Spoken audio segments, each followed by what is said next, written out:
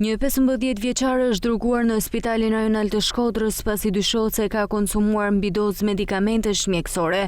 Rasti është referuar në prokurori nga specialistët për hetimin e krimeve të stacionit të policisë Velipoj. 15 vjeçaria ka marrë mjekimin e duhur dhe ndodhet jashtë rrezikut për jetën.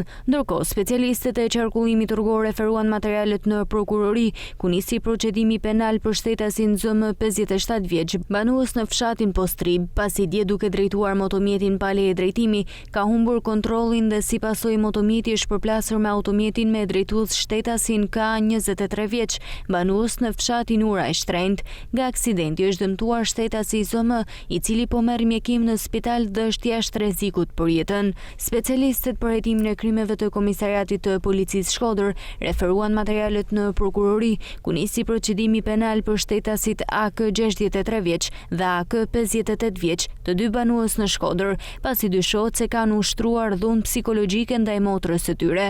Materialet procedurale ju referuan prokurorisë pranë gjykatës së shkallës së parë të jurisdiksionit të përgjithshëm Shkodër për veprime të mëtejshme.